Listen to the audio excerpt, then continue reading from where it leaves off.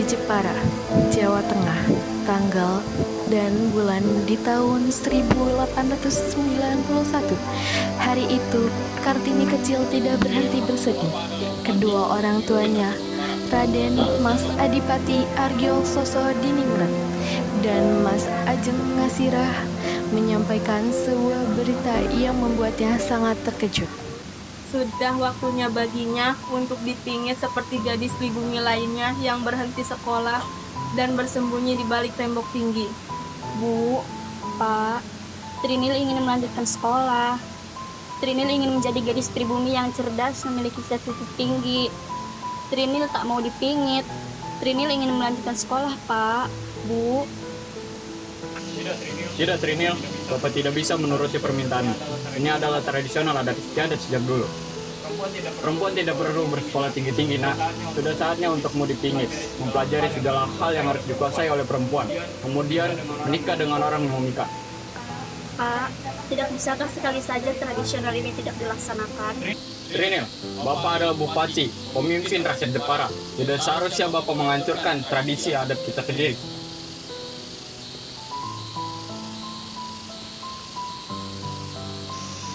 Bu, Trinil mohon, Bu.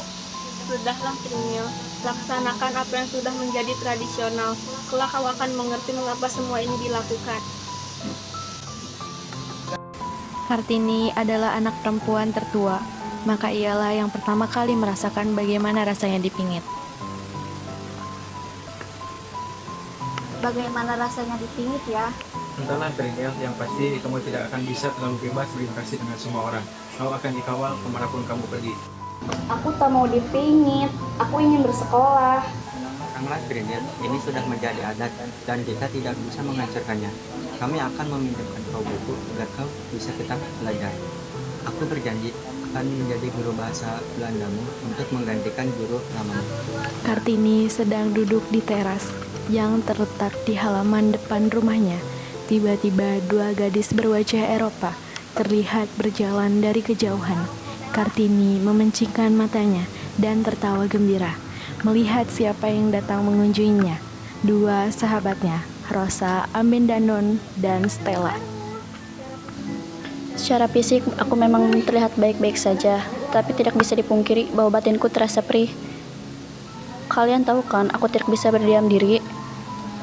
Kami mengerti Kartini, kami pun sangat merindukanmu. Tidak ada lagi gadis pribumi yang cerdas dan ceria sepertimu. Kelas sangat serasa sepi sekali.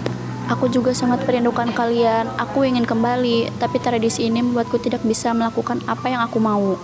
Aku pun tak mengerti dengan tradisi itu Kartini. Apa salahnya perempuan bersekolah? Gak berpikir seperti itu, Kartini. Kalau kau tidak sekolah, apa yang kau lakukan? Aku hanya melakukan apa yang dilakukan perempuan pribumi lakukan selayaknya. Kemudian aku akan menikah. Itulah yang ibuku katakan.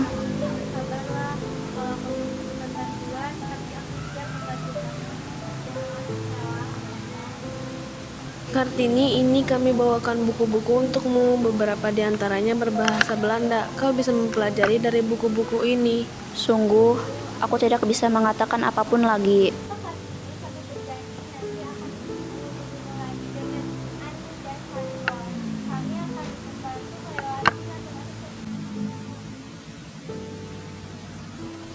Hari-harinya pun diisi dengan semua hal yang katanya harus bisa dilakukan oleh wanita sejati.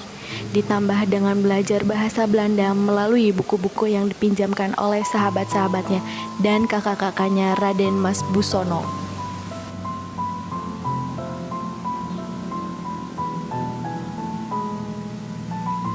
Kardina, Rukmini, Sulastri, apa yang kalian lakukan di sini? Apa yang kalian lakukan di sini? Trinil, ayo kita pergi. Ya, ayo kita berkeliling Jepara. Kalian tahu kan aku sedang dipingit. Aku harus pergi dengan pengawalan dan tidak mungkin aku bebas berinteraksi dengan masyarakat. Maka dari itu, kita jangan sampai ketahuan. Bapak dan Ibu sedang pergi. Ayo kita pergi. Kita bertiga akan mengawalmu. Baiklah, ayo kita pergi.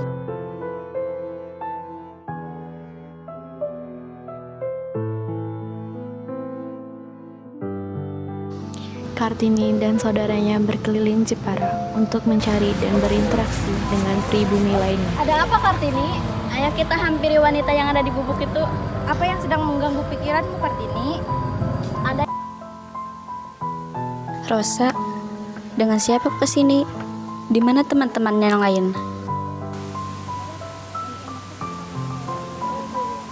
Benarkah? Kalau begitu aku ingin bertemu dengan mereka. Sudah lama aku tidak bertemu dengan Nyonya Abendanon.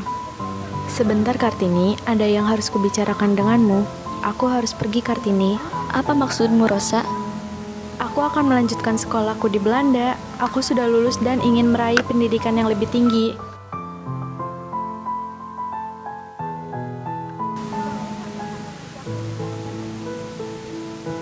Sebenarnya kami ingin mengajakmu ke Belanda, Kartini. Kami ingin kau meraih cita-citamu. Kami ingin kau melanjutkan sekolahmu, Kartini.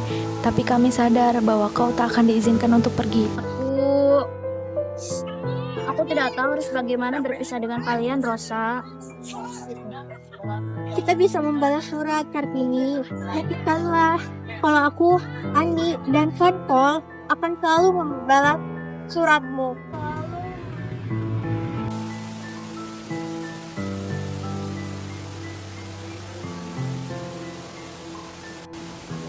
Bagaimana dengan pendapat Ibu mengenai beasiswa kedokteran tersebut, Ibu?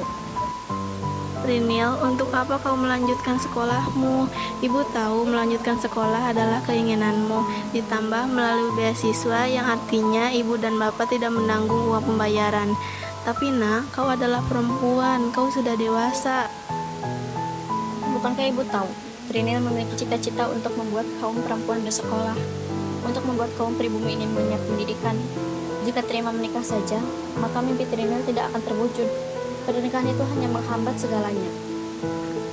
Trinil, kau adalah wanita, umurmu sudah cukup. Bahkan biasanya tidak ada wanita yang berumur 24 tahun yang belum menikah di Jepara. Kau harus sadari itu, Trinil. Sudah saatnya kau berhenti dipingit. Berhenti dipingit, Bu?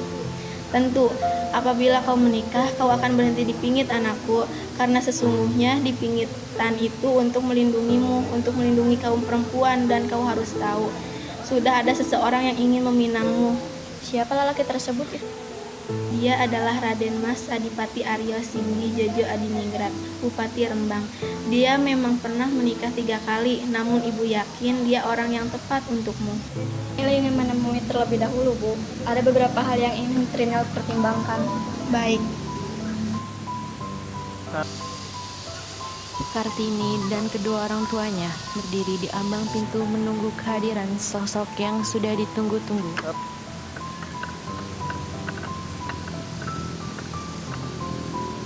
Ya.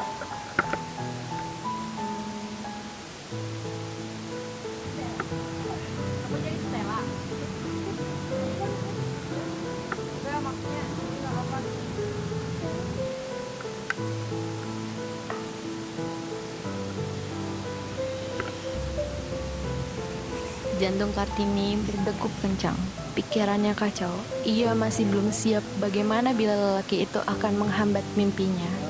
Tentunya keluarga Adipati Aryo Sasraningrat sedang mengetahui maksud datang saya ini untuk bertemu dengan penyakit dia. Mohon maaf sebelumnya Adipati Aryo Singgi, semuanya kami serahkan kepada Kartini. Bagaimana jawabannya? Kami membiarkan ia mengambil keputusannya sendiri. Lalu bagaimana dengan pendapat Kartini sendiri? Bapak, Ibu, bolehkah Trinil berbicara berdua saja dengan Mas Raden Adipati Aryo Singgi Jojo Adiningrat? Baiklah.